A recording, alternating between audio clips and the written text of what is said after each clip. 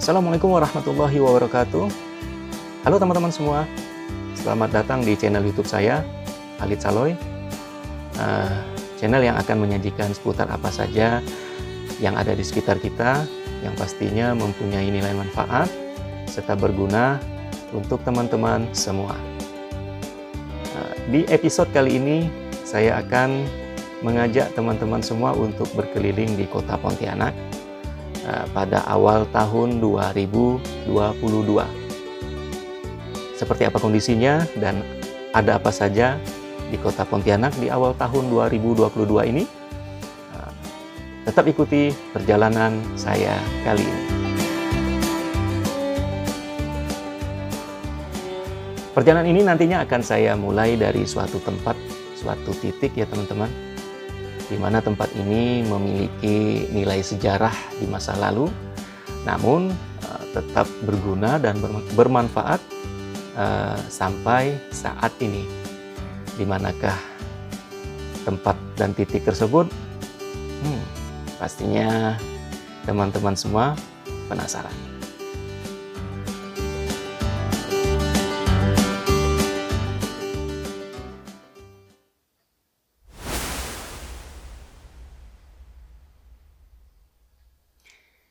Nah, ini dia tempat ataupun titik awal perjalanan kita di hari ini, yaitu patok 0 km kota Pontianak. Jadi, secara administratif, patok tanda 0 km kota Pontianak ini berada di Kelurahan Siantan Tengah, Kecamatan Pontianak Utara, terletak di Pasar Siantan. Berada di samping dermaga feri penyeberangan Bardan Siantan. Jika kita menggunakan kapal feri penyeberangan dari arah alun-alun Kapuas, posisi patok ini berada di sebelah kanan steher dermaga. Sedangkan fungsi dari patok 0 km ini adalah untuk penanda jarak antar kota. Dari titik inilah jarak antar kota ditentukan. Titik 0 km Pontianak ini adalah penanda awal pembuatan jalan Pontianak ke kota Sambas pada akhir abad ke-19. Jalan dan patok ini menjadi sangat bernilai sejarah karena inilah jalan pertama yang dibuat pemerintah kolonial Hindia Belanda di Borneo Barat.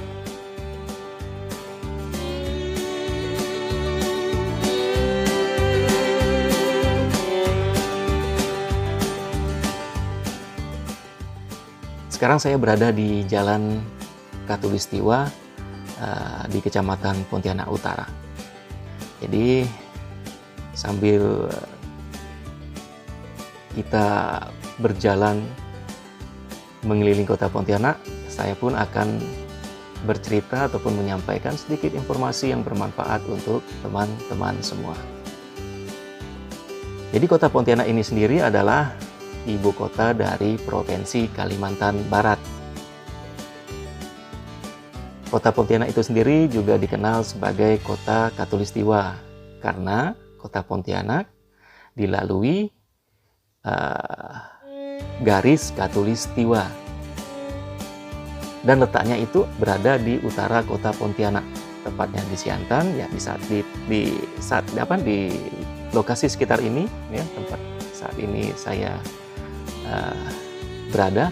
Tetapi untuk tugunya itu sendiri masih ada di depan sana, masih ada beberapa jarak lagi, kurang lebih 1 kilo ya, kalau tidak salah saya 1 kilo lagi kita akan menjumpai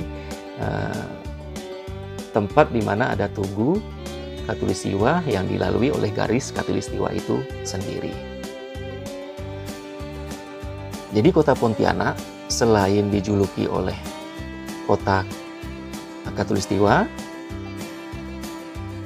kota Pontianak ini juga dijuluki sebagai kota 1000 parit dan kota Pontianak bersinar. Pontianak kota bersinar. Jadi kota 1000 parit. Parit itu semacam sungai atau kali ya, tapi dia kecil.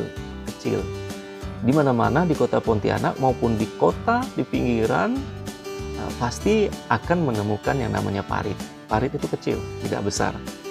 Tapi ada juga mungkin parit yang ukurannya besar ya, tapi nggak tahu kalau parit kalau ukurannya besar itu sebutannya apa ya? Mungkin kalau teman-teman tahu istilahnya, tolong dituliskan di kolom komentar. Kita lanjut perjalanan kita di Jalan Khatulistiwa ini ya. Jadi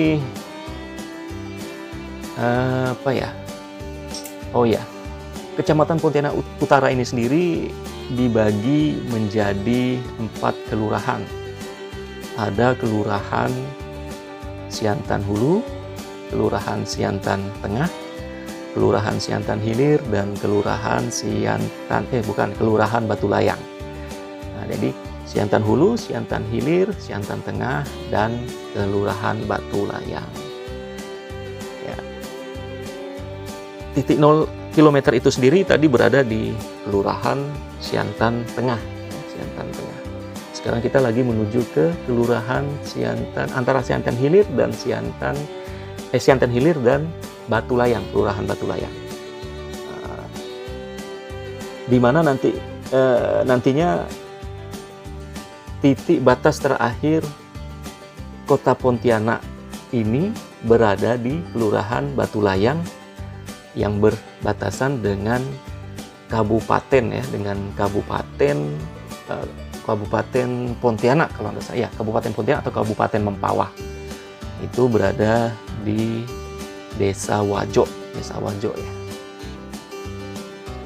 Jadi kawasan ini ya, Jalan Khatulistiwa ini, kawasan ini termasuk kawasan yang ramai ya teman-teman.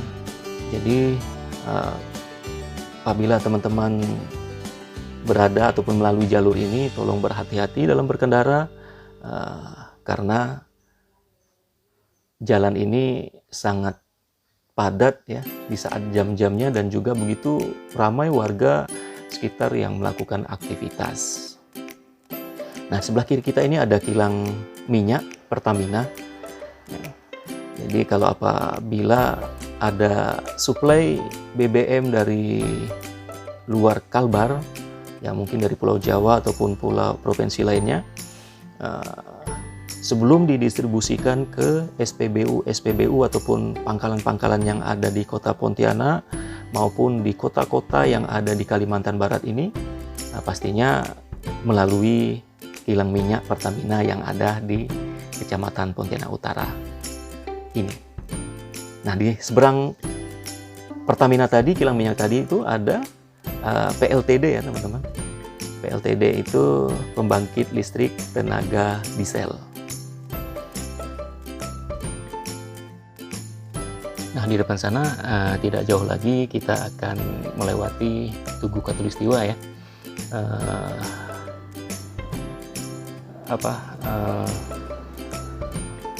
Kenapa tugu itu dibuat? Ya karena kota ini memang dilalui oleh garis Khatulistiwa, dan tepatnya yaitu titik garis Khatulistiwa yang dilaluinya itu yaitu tempatnya itu pas di Tugu Khatulistiwa itu sendiri. Nah, pintu gerbangnya sudah kelihatan warna kuning, tapi kita tidak akan masuk ya, kita hanya melewatinya saja. Untuk video selanjutnya akan saya buatkan tentang Tugu ini dan sekitarnya. Jadi karena Kota Pontianak ini dilalui garis Khatulistiwa, saat bulan Maret dan bulan September, tepatnya itu kalau tidak salah saya itu tanggal 21 sampai tanggal 23 ya, 1 sampai 23 itu Kota Pontianak ini mengalami suatu fenomena alam yang namanya kulminasi matahari. Nah, apa itu kulminasi matahari? Jadi kulminasi matahari itu adalah peristiwa saat matahari berada tepat di atas garis Khatulistiwa atau titik zenit. Nah, hal ini menyebabkan bayangan kita tidak terlihat. Nah, fenomena ini juga ditandai dengan suhu udara yang lebih panas dibandingkan biasanya karena terjadi pada siklus musim kemarau. Jadi kalau fenomena alam itu terjadi ya, titik kulminasi matahari itu terjadi, benda apa saja dan kita ya makhluk apabila matahari itu tepat berada di garis khatulistiwa, bayangan kita itu dan bayangan benda-bendanya itu tidak ada, tidak tampak, hilang, tidak seperti biasa-biasanya. Nah, itu uniknya. Dan suhunya itu meningkat tinggi, lumayan panasnya. Biasanya kemarin-kemarin hujan, tapi pas masuk ke titik kulminasi, pasti suhunya akan meningkat menjadi panas. Bukan hanya kejadian unik seperti itu saja, ada kejadian unik lainnya lagi, yaitu apabila titik kulminasi itu terjadi, coba deh teman-teman letakkan telur, ya, telur apa saja, telur ayam. Tapi yang sudah saya lakukan ataupun warga lain lakukan itu telur ayam, nggak tahu ya kalau telur bebek, burung puyuh saya nggak tahu. Tapi kalau telur ayam itu diletakkan tepat di saat matahari di atas kepala, telur itu bisa berdiri tegak dengan sendirinya. Nah, itu uniknya. Fenomena alam itu terjadi selain bayangan benda dan makhluk apa saja di bawahnya itu tidak tampak. Dan kalau kita mendirikan telur ayam, telur itu bisa berdiri dengan sendirinya. Tapi tidak lama ya. Palingan beberapa menit atau detik deh. Di saat matahari benar-benar di atas kepala kita, di saat tanggal 21 sampai 23 di bulan Maret dan bulan September. Nah, itu yang terjadi di Pontianak. Nggak tahu kalau di kota lain. Di kota lain juga ada yang dilalui garis mataharinya.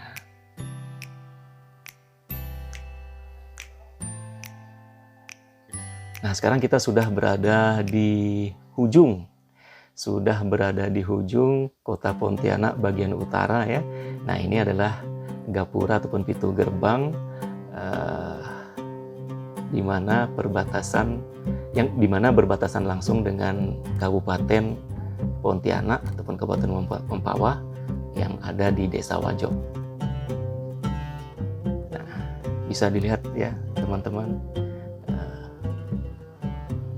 Ini pintu gerbangnya, gapuranya, gerak gapura selamat datang dan selamat jalan Kota Pontianak dan Kabupaten Mempawah ataupun Kabupaten Pontianak.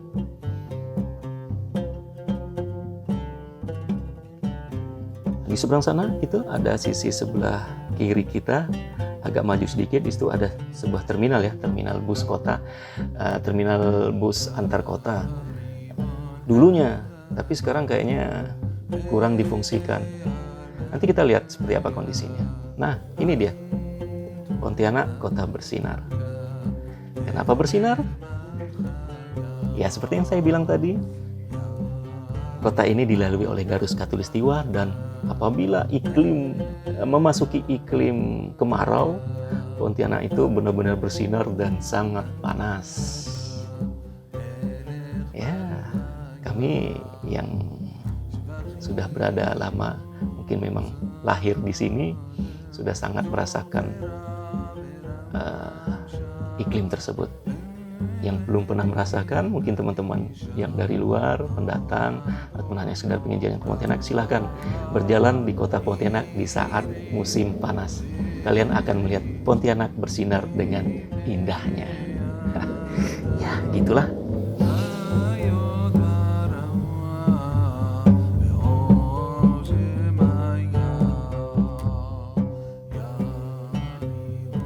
Oke, mari kita lanjutkan perjalanan ini. Kita akan melewati terminal Batu Layang. Nah, seperti ini kondisinya ya teman-teman. Ya, sangat sangat memprihatinkan ya, kalau menurut saya ya. Karena Pontianak ini sendiri kayaknya bukan ya, Pontianak hanya ada satu terminal bis antar kota ya, yang adanya yang di Kecamatan Pontianak Utara ini.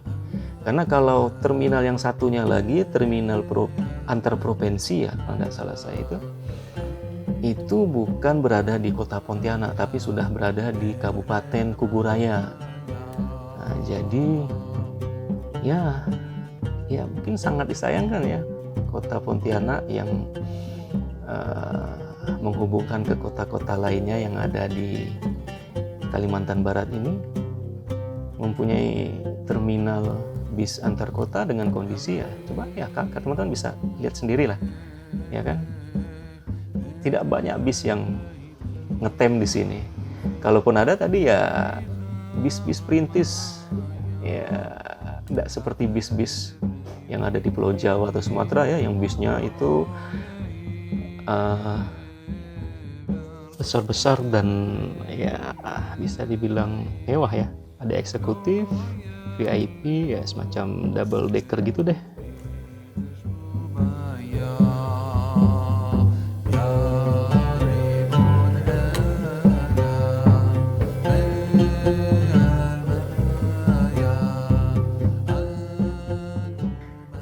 Baiklah, kita kembali ke pusat kota, Kemon.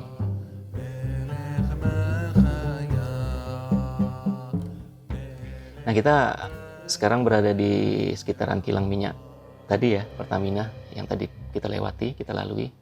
Nah, nanti kita akan belok ke kiri ke Jalan Budi Utomo, masih di Kecamatan Pontianak Utara.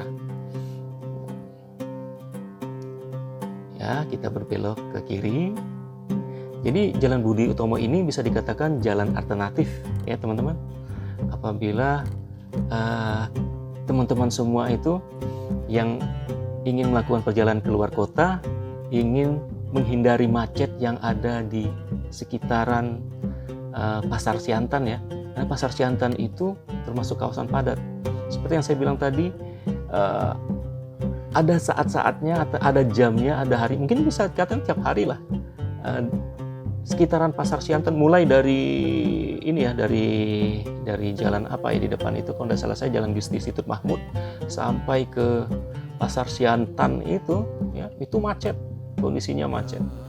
Nah, macetnya tapi ya nggak macet-macet parah, merayap lah, masih bisa jalan meskipun tidak terlalu laju perjalanan kita.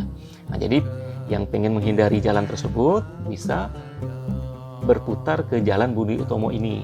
Ya, Jalan Budi Utomo ini sangat lengang, hanya saja agak sedikit jauh ya berputarnya dibanding kalau kita ambil lurus ke arah Pasar Siantan ataupun ke arah titik nol tadi, ke titik nol penyeberangan titik nol Kota Pontianak. Nah, Jalan Budi Utomo ini menghubungkan ke Jalan 28 Oktober. Jalan 28 Oktober ini kalau seingat saya ya, dulu itu tidak selebar ini dan tidak seramai ini. Tidak maksudnya tidak sepadat ini penduduknya. Dulu itu masih banyak lahan-lahan kosong lah, lahan-lahan perkebunan. Dulu itu di sini, nggak tahu kalau sekarang saya tidak lihat lagi. Kalau dulu itu di sini banyak warga itu yang berkebun ataupun menanam aloe vera, lidah buaya. Nah, sini sangat banyak. Nah, lidah buaya itu sendiri diolah oleh mereka menjadi sebuah makanan ataupun minuman lidah buaya. Kalaupun makanan itu ada yang dibuat semacam jelly, kalau kami sebutnya itu agar-agar. Ada juga yang dibuat sate. Nah, jadi lidah buaya itu ya bukan lidah buaya benar-benaran buaya, tapi aloe vera, cuman nyebutnya kan lidah buaya. Nah, itu banyak nilai manfaatnya ya, nilai gizinya apabila kita mengkonsumsi itu. Nah, dan di sini di sekitaran daerah ini dulunya itu banyak tempat ataupun warung tongkrongan gitu ya, tempat-tempat santai lah. Kalau sekarang orang nyebutnya semacam kafe. Kalau dulu itu nggak nyebutnya nggak kafe, tapi tempat warung lah, warung jajanan kaki lima yang menjadikan tongkrongan yang menyajikan tadi itu lidah buaya, es lidah buaya, terus ada tahu isi. Nah, jadi kalau setiap weekend, seingat saya itu SMP akhir atau masuk awal SMA itu, kalau sudah weekend kami selalu bersama teman-teman itu nongkrong di tempat tersebut sambil mencicipi tahu goreng isi dan secangkir es lidah buaya. Sekarang kita belok ke kanan, kita sudah masuk ke jalan 28 Oktober. Tadi kalau kita belok ke kiri juga ke 28 Oktober, tapi tidak jauh lagi, tinggal berapa kilometer lagi sudah di ujung Kecamatan Pontianak Utara juga. Tapi itu di bagian apa ya? Bagian utara atau bagian apa ya? Kalau situ bagian apanya ya? Saya lupa. Tapi itu bukan berbatasan dengan Desa Wajo, tapi berbatasan dengan daerah lain lagi. Sekarang kita masuk ke jalan 28 Oktober. Nanti kita akan keluar ke persimpangan lampu merah yang menghubungkan ke jalan Selat Panjang dan ke arah titik nol. Ya. Di bawah, kalau dari arah kota itu di bawah jembatan Sungai Landak ataupun jembatan Kapuas. Bukan Kapuas, ya, jembatan Landak, ya benar, jembatan Landak. Nah ini ya jembatannya. Ini kami dulu nyebutnya jembatan tol. Nah, tol ya. Padahal kalau kita lihat tol itu kan seperti yang ada di pulau-pulau besar Jawa dan Sumatera, itu tol nggak seperti ini. Ini jembatan, tapi nggak tahu kenapa masyarakat dan warga Pontianak dulunya itu nyebutnya ini adalah jembatan tol. Itu masih kecil-kecil saya dulu. Tapi setelah besar baru paham, ini bukan tol tapi jembatan. Nah yang kita lalui ini adalah di bawahnya itu adalah Sungai Landak. Bukan Sungai Kapuas ya, Sungai Landak. Nah yang harus teman-teman pahami, ya, kota Pontianak ini juga dibelah oleh sungai. Nah, di pertengahan sungai itu, tepatnya di Pontianak Timur, ya, Pontianak Timur, itu ada persimpangan sungai, berbentuk kayak huruf Y gitu ya, bahasanya apa? Delta ya, percabangan sungai. Nah, satu sisi itu sungai ke Sungai Landak, ini yang tadi kita lewati. Nah, satu sisi lagi adalah Sungai Kapuas. Nanti kita akan melewatinya. Sungai Kapuas itu sendiri adalah sungai terpanjang yang ada di Kalimantan, bahkan mungkin terpanjang di Indonesia, Sungai Kapuas. Karena sungai itu melalui seluruh kabupaten yang ada di Kalimantan Barat ini.